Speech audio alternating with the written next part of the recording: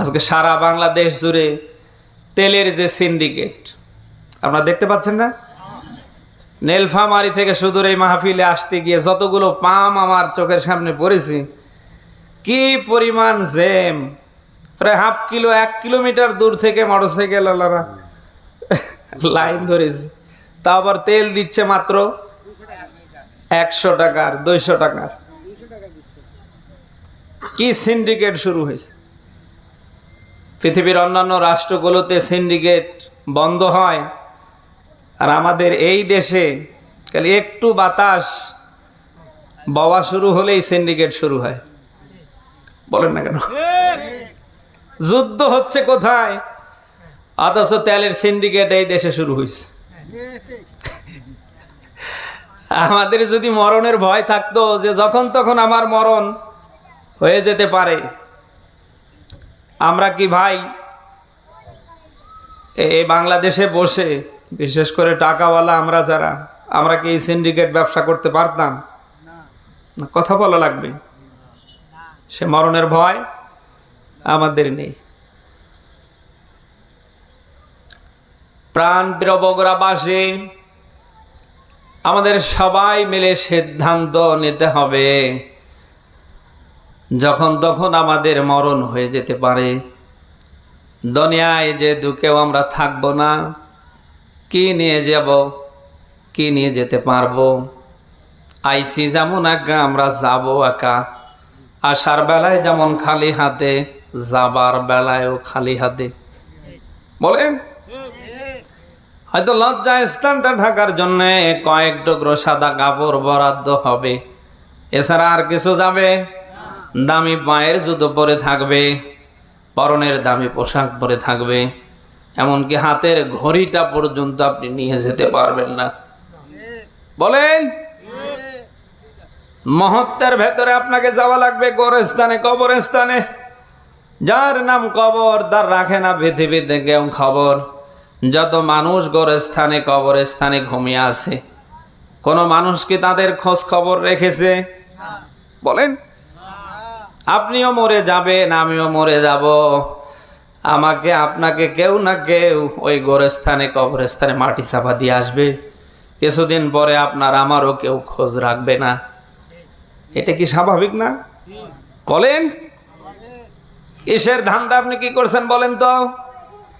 আপনার করার কথা কি আর আপনি করছেন কি?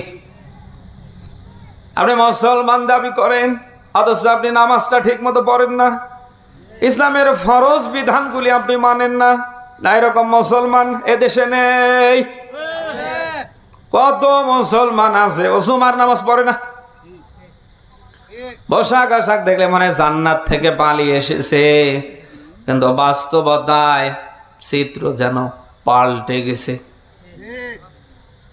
আপনি যদি এই মুহূর্তে মরে যান, আপনার কি হবে? গরম আবহাওয়া, দেখেন আমি ঘেমে যাচ্ছি, মনে হয় মাথার চুল থেকে শরীরের প্রত্যেকটা লোমকূপ থেকে পানি ঝরছে। সামান্য একটু গরম আবহাওয়া আমি নিতে পারছি না এই বডি দিয়ে। ঠান্ডার সময় সামান্য একটু ঠান্ডা আমি আমার বডি দিয়ে নিতে পারি না। আমার আল্লাহ যদি কিয়ামতে আমাকে জাহান্নামের আগুনে জ্বালায়, কি হবে বলেন তো? রক্তে মাংসের এই বডি নিয়ে কেউ কি জাহান্নামের আগুন সহ্য করতে পারে? বলেন, দুনিয়ার আগুনের তুলনায় জাহান্নামের আগুনের তাপমাত্রা হবে 69 গুণ বেশি। দুনিয়ার আগুনের কাছেই তো আমি আপনি টিকতে পারি না, অথচ জাহান্নামের আগুন আল্লাহ জ্বালাবে দুনিয়ার আগুনের তুলনায় 69 গুণ বেশি তাপমাত্রা দিয়ে। দুনিয়ার আগুন জ্বলে কাঠখড়ি, শুকনো লতা পাতা এই সেই দিয়ে, আর জাহান্নামের আগুন আল্লাহ জ্বালাবে সরাসরি মানুষ আর পাথর দিয়ে। বগুড়াবাসী একটাবার চিন্তা করেন তো, কি ভয়াবহ অবস্থা সামনে দাঁড়িয়ে যাবে। আমি আপনাদের একজন দিনী ভাই, মুসলিম ভাই, আপনাদেরকে সেই জাহান্নাম থেকে আমি ফেরাতে চাই। আমার মনে হয় এখনো সময় আছে, যেহেতু আজরাইল আসতে অনেক বাকি আছে। ও সাথে যদি একবার সামনে চলে আসে, যতই দোয়া কালাম পড়েন, আপনি যত কিছুই করেন, আর কাজ হবে না। তার বাস্তব প্রমাণ ফেরাউন। আল্লাহ যখন ফেরাউনকে পানিতে চুবিয়ে চুবিয়ে মরণ দিচ্ছিলেন, ফেরাউন কত বড় লম্বা একটা দোয়া পড়েছিলেন, আপনি কি টের পাচ্ছেন? যেটা আল্লাহ তাআলা তামাম পৃথিবীর মানুষের জন্য রেকর্ড করে দিয়েছে শিক্ষার জন্য। সূরা ইউনূসের 90 নম্বর আয়াতটাই দেখবেন। ফেরাউন ওই সময় নিজেকে বাঁচার জন্য কথাগুলি বলছিলেন, ক্বালা আমানতু আন্নাহু লা ইলাহা ইল্লাল্লাযী আমানাত বিহি বানু ইসরাঈল ওয়া আনা মিনাল মুসলিমিন। বলেন আল্লাহু আকবার। ফেরাউন ওই সময় বলছিলেন, আমি ওই ইলাহের প্রতি ঈমান আনলাম যে ইলাহের প্রতি বানু ইসরাঈলরা ঈমান এনেছিল, ওয়া আনা মিনাল মুসলিমিন, এও সাক্ষ্য দিচ্ছি ওদের মতো আমিও একজন মুসলিম। বগুড়াবাসী, আপনি কি টের পাচ্ছেন? এত দামি কথা বলার পরেও মরণ কি ফেরাউনকে ছেড়ে দিয়েছে? এর থেকে প্রমাণিত হয় ওই মরণ একবার যদি আপনার সামনে চলে আসে, আপনি যতই দোয়া কালাম পড়েন, গোটা কোরআন শরীফ খতম দিলে আর কোনো কাজ হবে না। এখন এই মুহূর্তে আপনাকে সিদ্ধান্ত নেওয়া লাগবে, আমি যা করেছি, আমি ভুল করেছি, অন্যায় করেছি, এটা আমার দ্বারা ঠিক হয়নি, ও আল্লাহ আর জীবনে আমি করব না, তুমি আমারে মাফ করে দাও। বগুড়াবাসী, আমরা যদি সিদ্ধান্ত নিতে পারি, এই সিদ্ধান্তের উপর অটল থাকতে পারি, আমাদের সব অপরাধ আল্লাহ মাফ করে দেবে। আমাদের আদি পিতা আদি মাতা হযরত আদম আলাইহিস সালাম আর হাওয়া আলাইহিস সালামের দিকে তাকান। আল্লাহ যখন জান্নাত থেকে তাদের বের করে দিলেন, আদম আলাইহিস সালাম একদিকে, হাওয়া আলাইহিস সালাম একদিকে, দুইজন দুই দিকে বসেছিল না। উভয় মিলে যখন সিদ্ধান্তে চূড়ান্ত ভাবে পৌঁছে গেল, আর এই কথা যখন বলল, আল্লাহ আমরা নিজেদের উপর জুলুম করেছি, জান্নাতের ভিতরে যা করেছি তা আমরা ভুল করেছি, তুমি মাফ করে দাও। এখন তুমি যদি মাফ না করো তাহলে আমরা দুজন মিলেই ধ্বংস হয়ে যাব। হযরত আদম আলাইহিস সালাম, হাওয়া আলাইহিস সালাম যখন আল্লাহকে এই কথা বললেন, বলেন তো আল্লাহ কি মাফ না করে ফেলেছে? বলেন বলেন, আপনারা কি ঘুমাচ্ছেন? আমরা সেই আদম আর হাওয়ার সন্তান, অন্যায় আমাদের দ্বারাই হবে, অপরাধ আমরাই করব, এটা আমাদের স্বভাব। অন্যায় অপরাধ করা আমাদের কাজ, আর আমাদের মাফ করা, ক্ষমা করা আল্লাহর কাজ। অন্যায় অপরাধ করতে আমরা ভালোবাসি, আমাদের মাফ করতে ভালোবাসে কে? রাতের 1/3 আল্লাহ প্রথম আসমানে নেমে আসেন, আর আল্লাহ কথা বলতে থাকেন, কে আছো আমার বান্দা বান্দিগণের ভেতরে? অন্যায় করেছো, অপরাধ করেছো, তাতে কি হয়েছে? অসুবিধা নেই। লা তাকুনাতু মির রাহমাতিল্লাহ,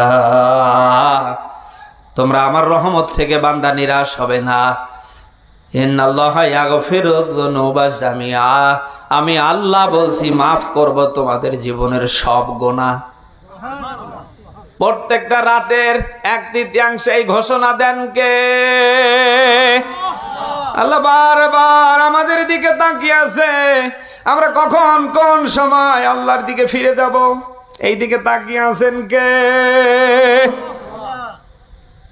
আপনি সূরা মাইদা 5 নম্বর সূরার 7 নম্বর পারার 19 নম্বর পৃষ্ঠার 74 নম্বর আয়াতে চমৎকার এই কথাগুলি পাবেন।